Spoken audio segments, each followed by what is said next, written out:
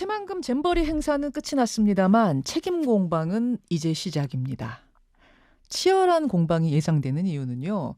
대회 유치를 신청하고 부지로 선정되고 실제로 열린 곳은 전북도고 집행위원장은 민주당 출신 전북도 지사입니다. 하지만 대회 조직위원장은 여성가족부 장관이 맡았죠.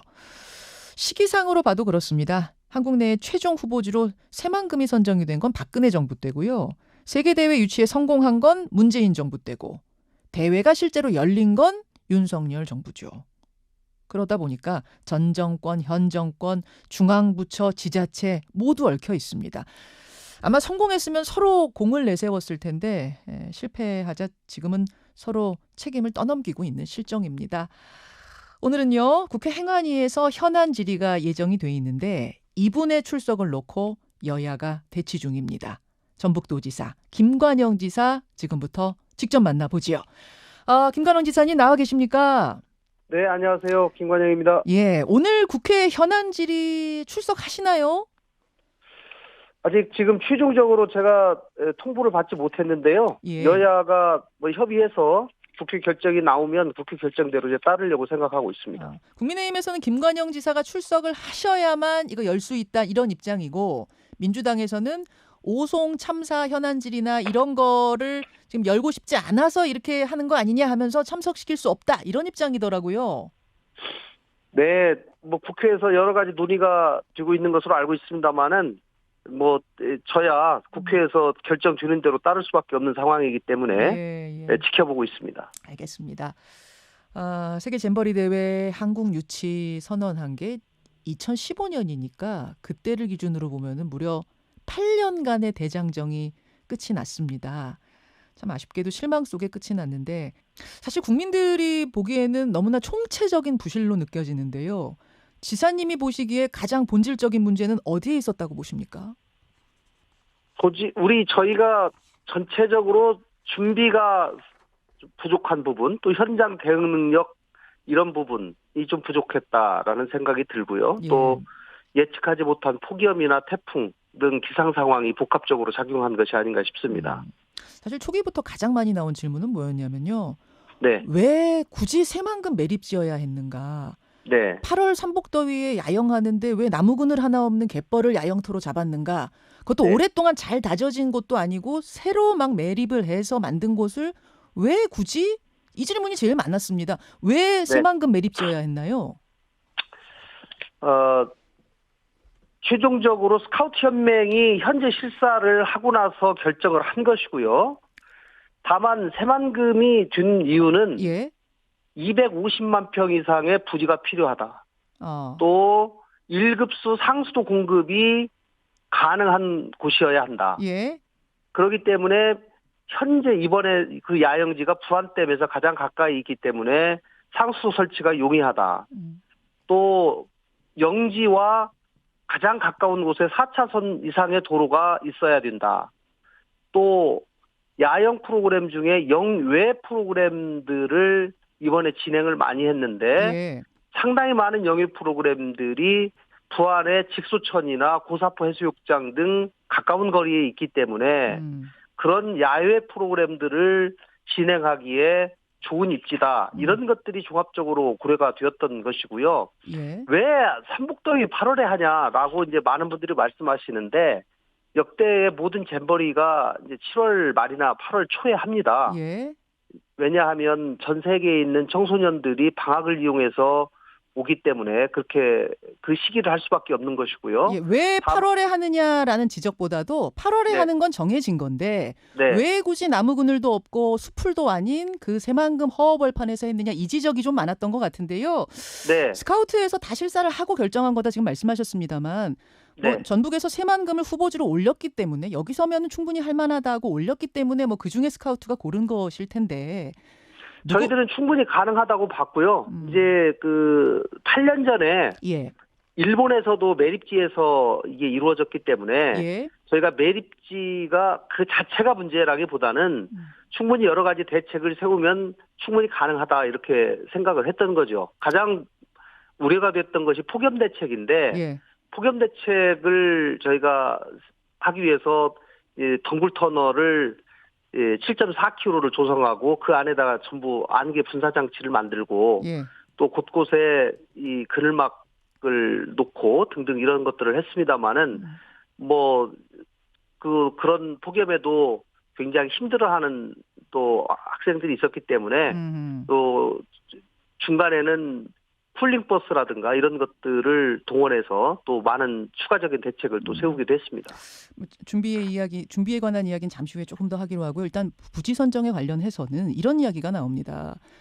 잼버리 대회 명분으로 새만금 매립하고 기반시설 조성하려고 그러니까 예산도 따고 사업 시행 절차도 좀 수월하게 하고 그러려고 무리해서 그곳을 택한 건 아니냐. 이런 지적은 네. 어떻게 보십니까?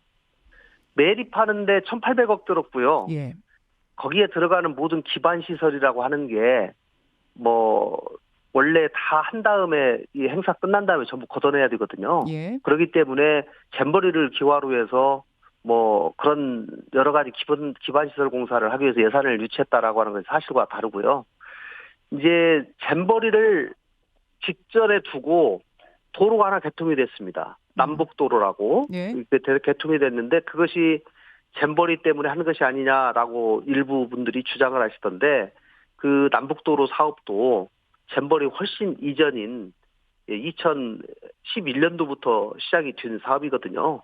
그렇기 때문에 여러 가지 SOC 사업을 잼버리를 기화로 해서 추가로 했다. 나라에서 특혜를 받아서 예산을 주로 추진했다 이런 것들은 사실과 분명히 다르다는 말씀을 드립니다. 근데 전북도의 싱크탱크 격이죠. 전북연구원이 2017년에 낸 보고서를 보니까 잼버리 유치로 새만금 기반시설을 조기에 그러니까 앞당겨서 구축해야 한다는 명분을 확보하게 됐다.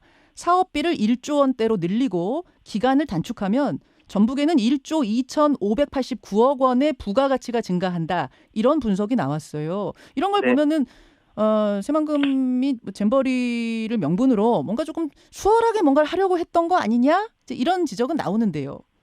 그거는 이 국제대회를 주최하는 지자체 입장에서는 국제대회를 좀 선전하고 홍보하고 최대한 활용하고자 하는 것이 또 인지상정이기 때문에 그런 여러 가지 주장 또 희망사항들을 적은 것이라고 저는 생각합니다. 물론 지역이 국제행사 유치해서 지역 발전 도모하겠다는 의도 자체가 나쁜 건 전혀 아니죠. 아닌데 이렇게 실패로 끝났을 때는 혹독한 진책을 받을 수밖에 없다는 점도 알고 계시겠죠.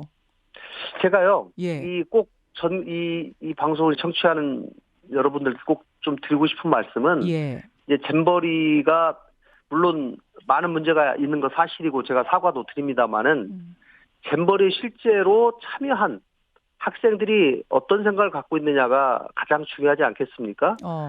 굉장히 많은 참가자들이 만족하고 이번 잼버리에 대해서 좋은 평가를 하고 있습니다마는 이것들이 이 세계연맹의 보도 지침에 따라서 기자들과의 이 취재 자체가 금지가 되고 있어요. 그래서 이 부분들이 제대로 보도가 안 되고 취재가 전혀 되지 않고 있는 점이 참 많이 아쉽습니다. 다만 이분들이 주로 학생들이 겪는 어려움이나 이런 것들이 네. SNS나 또 부모에게 보내는 여러 가지 불만 사항들을 위주로 예. 이 보도가 되고 이러다 보니까 굉장히 더 큰 문제가 있는 것처럼 또 오해가 있는 것도 또 사실이고요. SNS를 통해서 그 대원들이 막 알려가지고 저 문제가 커졌다 이렇게 보세요?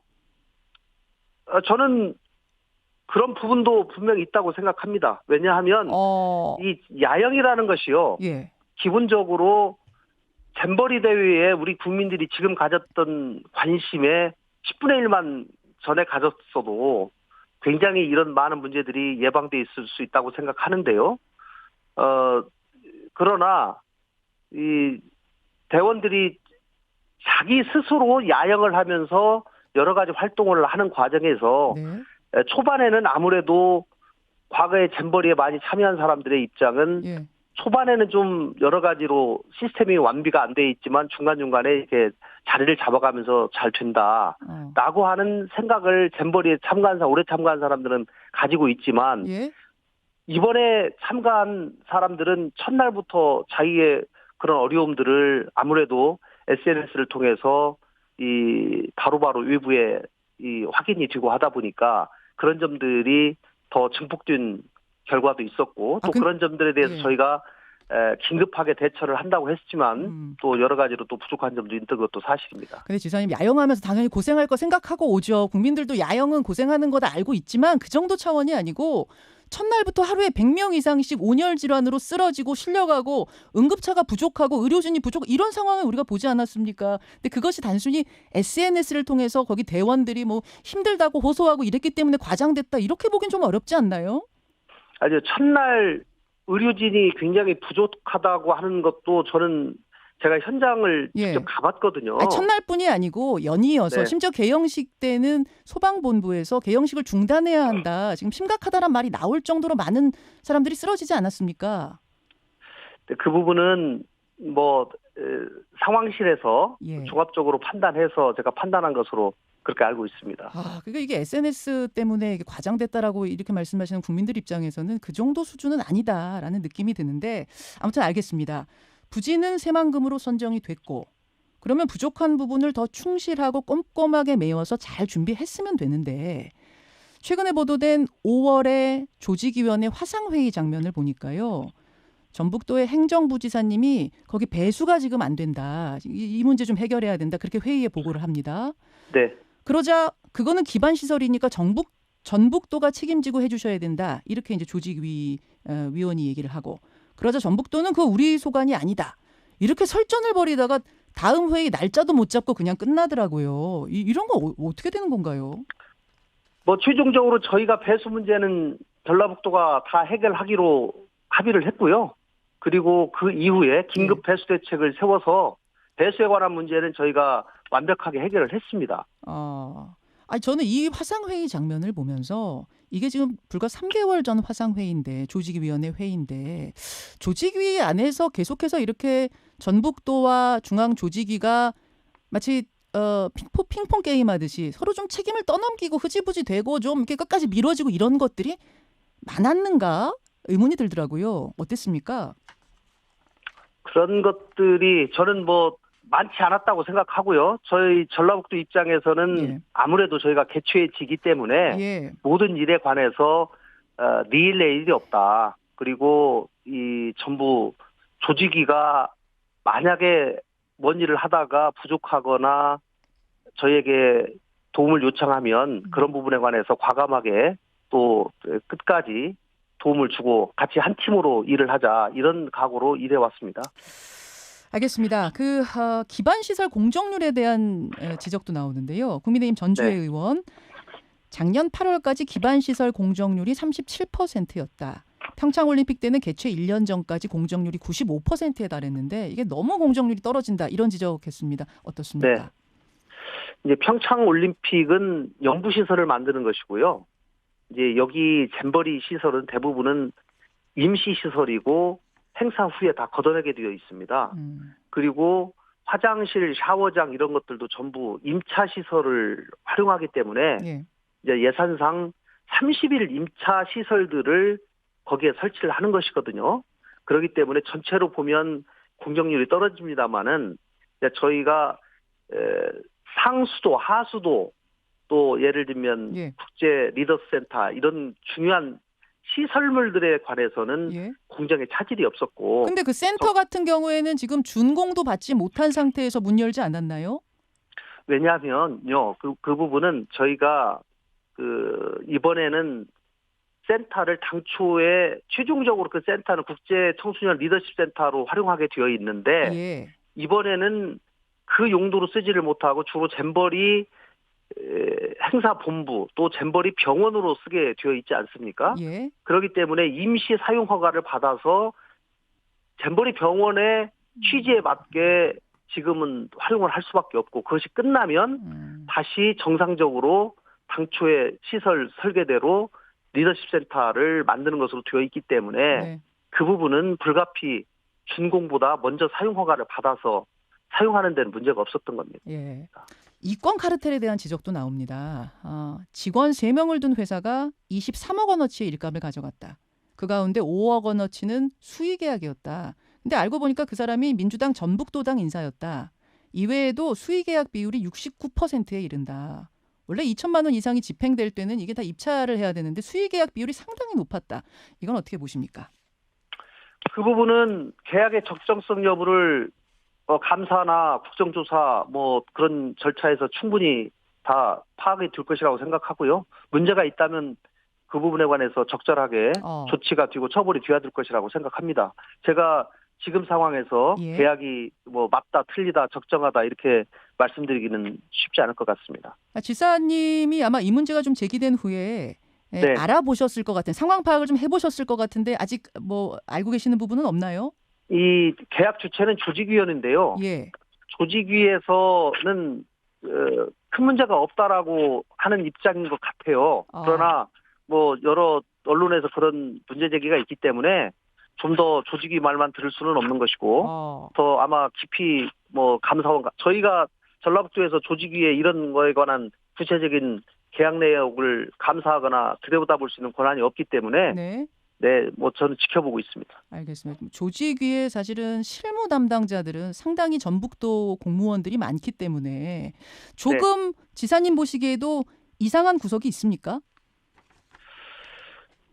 네, 아마 그 조직위가 수의계약하는 방식이 통상적인 계약 방식과는 이제 좀 다르다고 들었습니다. 많은 계약들이 거기에 무슨 기부를 한 기업들을 상대로 이 수의계약 방식의 이런 계약을 하는 제한 경쟁 방식의 계약들이 상당히 많이 이루어진다고 제가 들었기 때문에 그 부분에 관해서는 통상적인 계약 방식과는 좀 다른 것 같습니다. 그 부분은 좀 더 자세히 들여다봐야 될 필요는 있겠다 동의하시는군요. 네, 그렇습니다. 알겠습니다. 네. 오늘 전북지사가 나오셨으니까 전북도 책임을 중심으로 따지고 있습니다만 뭐 그렇다고 전북도만의 문제였다 이건 아니고요. 사실 중앙부처도 따질 게 많습니다. 이 점은 좀 분명히 지적을 하고 저희가 여가부 장관에게도 인터뷰 요청을 해놨다는 사실도 여기서 말씀을 좀 드리고 가겠습니다. 김관영 지사님. 네. 새만금 신공항 사업에 대한 입찰 공고가 그제 났습니다. 일단 한 5,100억 원 규모의 입찰 공고가 났는데 근데 새만금 공항이 예비 타당성 조사 면제받은 거는 뭐 잼버리 때문은 아닌 걸로 제가 알고 있어요. 네. 근데 그걸 떠나서 이번에 여론이 너무 안 좋아지면서 비용 대비 편익 비율 1은 나와야 하는데 0.479밖에 안 되는 공항을 건설하는 게 맞는가? 이런 회의론도 나오는 실정입니다. 어떻게 생각하세요? 신공항은 저는 새만금 전체의 개발을 위해서 꼭 필요하다고 생각을 하고요. 다만 BC 분석이 안 나온 것은 신공항의 이용자들이 이제 부족할 것이다라고 하는 우려 때문 아니겠습니까? 그렇죠. 그러나 최근에 2차 전지 특화단지로 지정이 되고 굉장히 많은 기업들이 들어오고 있기 때문에 지금쯤은 저는 BC 분석을 해도 충분히 1 이상이 나올 것이라고 생각을 합니다만은 특히 새만금 신공항에 관해서는 이미 오래전부터 계획에 따라서 정상적인 일정에 따라서 진행되는 것이고 그것이 잼버리의 성패에 저는 좌우되어서는 안 된다고 생각합니다. 사실 15개 지역공항 중에 지금 11개 공항이 손실을 보고 있는 실정이어가지고 뭐 새만금뿐만 아니라 다른 공항에 대해서도 이게 건설 여부를 놓고 좀 논란이 있습니다. 이 편익 비율, 비용 대비 편익 비율, B씨가 1이 안 나오면 그러면은 멈춘다는 것에 대해서는 동의하세요? 기본적으로 그게 나라의 원칙이니까요. 그러나 때때로 뭐 가덕도 신공항이라든가 TK 신공항이라든가 뭐 곳곳에 많은 신공항들이 정치적 이해관계에 따라서 달라지고 있습니다만은 지난번에 새만금 신공항의 경우에는 국가균형발전 차원에서 각 지역별로 2개씩 예타 면제하는 사업에 저희가 이 전라북도 도민들의 간절한 마음을 담아서 예타가 당시에 면제된 것으로 저는 이해하고 있습니다. 예. 그러니까 일단 1이 넘을 것이다. B씨가 1이 넘을 것이라는 걸 확신한다는 말씀이시고. 저는 지금 아마 BC 분석을 하면 1 이상 나올 거라고 저는 생각합니다. 새만금 현장에 한번 와보시면 그 우려가 기우라는 것을 아시게 될 겁니다. 새만금의 전체가 1억 2천만 평이거든요. 그리고 여기에 공항이 있지 않으면 앞으로 뭐 기업 유치라든가 그다음에 식품 허브라든가 여러 가지 기능을 하는데 공항이 반드시 필수적이다. 공항, 항만, 철도, 소위 트라이포트가 여기에 집중이 된다면 전북의 문제가 아니라 대한민국의 기회 지역으로서 제대로 기능할 것이다라고 하는 것을 이해하게 될 것입니다. 그 부분에 대해서 뭐 확신을 가지고 계시네요. 알겠습니다. 지금 민주당에서는 대통령 사과, 국무총리 사퇴, 국정조사를 요구하고 있는데 여당에서는 김관영 지사의 사퇴를 요구하는 목소리도 있습니다. 답변을 주시겠습니까? 네, 뭐 저는 이제 정치권이 무책임한 정쟁을 할 것이 아니라 대안을 가지고 진실을 밝히고 교훈을 찾는 일에 좀 집중해야 된다고 생각합니다. 그렇기 때문에 저도 앞으로 저부터 내부 감사를 통해서 의혹이 제기된 부분에 대해서 진실을 밝히려고 생각하고 있고요. 사퇴할 일이 아니다 그렇게 보신다는 말씀일까요? 이 국힘의 정치 공세에 제가 응할 이유는 없다고 생각합니다. 예. 지금 내부 감사를 통해서 철저히 이 공갈을 좀 가려야 한다 이 말씀을 하셨는데 내부 감사 외에 감사원 감사 그것을 넘어서 강제 수사도 불가피하다 이런 이야기도 나오는데 그 부분은 어떻게 보세요? 뭐 저는 가능성도 있다고 생각하고요. 그런 부분에 관해서 뭐 공권력이 하는 것을 제가 어떻게 막겠습니까? 그러나 그런 모든 감사원 감사라든가 강제 수사라든가 하는 것들이 뭐 특정인의 표적을 두고 처벌을 하기 위한 것이라기보다는 진실을 밝히는 것이 먼저다. 그리고 업무 분장 또 실제로 한 일에 관해서 정확한 분석을 해서 책임 있는 사람에 대해서는 그에 합당한 엄격한 책임을 물어야 된다. 이렇게 생각합니다. 알겠습니다. 여기까지 오늘 말씀을 듣고요. 여가부 장관 인터뷰도 저희가 조만간 준비를 하겠다는 말씀도 전하겠습니다. 김관영 지사님 오늘 고맙습니다. 네, 감사합니다. 김관영 전북도 지사였습니다. 김현정의 뉴스쇼는 시청자 여러분의 참여를 기다립니다. 구독과 좋아요, 댓글 잊지 않으셨죠? 알림 설정을 해두시면 평일 아침 7시 20분 실시간 라이브도 참여하실 수 있습니다.